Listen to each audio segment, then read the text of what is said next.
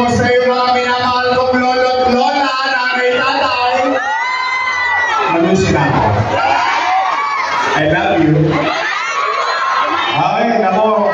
Sa mga lolo at lola ko, nanay, tatay ko, konting days na lang. Ibabalik na natin sa dating gawin. Namiss niyo na ba yung issue? Yung regalo ko pag Pasko?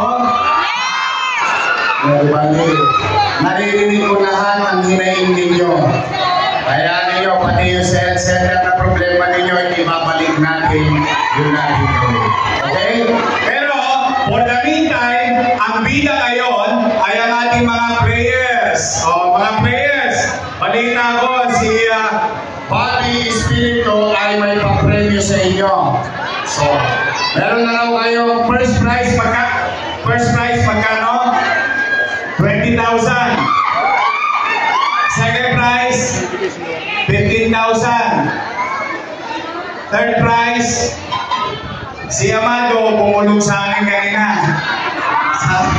Sabi na, pare, pwede ka munang bumali sa akin.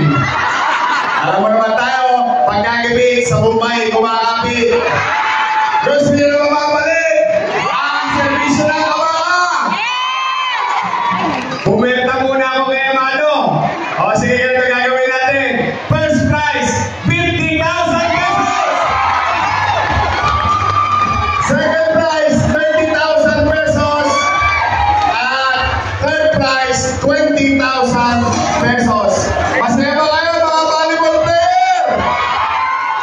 Okay naman, dito sa zona, huwag kayong mag-alala, darating ang araw, may awa ang Diyos at sa tulong ninyo, kaming lahat na nandito, kasama ko si Gigi at Jessa at mga kusyal at magtutulong kami ni Amado na mapasaya muli, mapasigla muli ang usaping pangkalusugan na pangangailangan ng ating mga kababayan, lalong-lalo na dito sa Sigo. Ibabalik natin ang serbisyo ng Kabaka dito sa Sigo Distrito.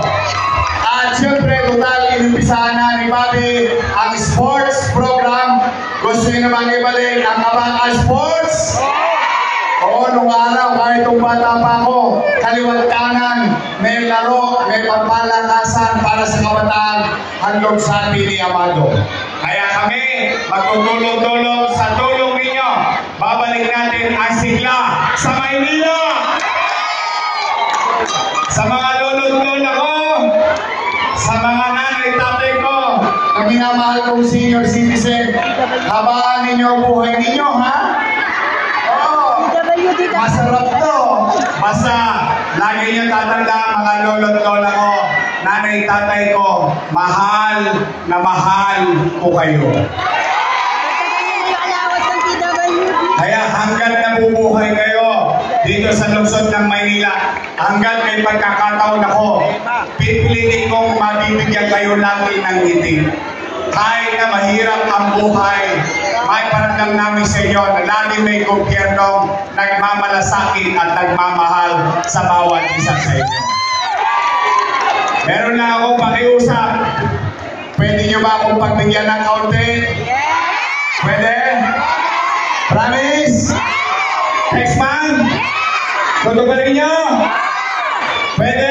Ang hanapin nyo lang, your best choice. Katotohanan, hinihiling ko po sa inyo kung po pwede. Your best choice is straight na tayo pagdating ng araw.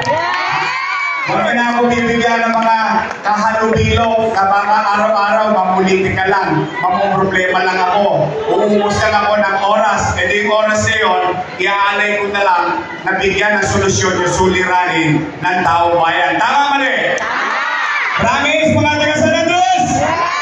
Promise? Sisigilin ko kayo. Sige, mag-iingat kayo, mahal na mahal ko kayo. I love you!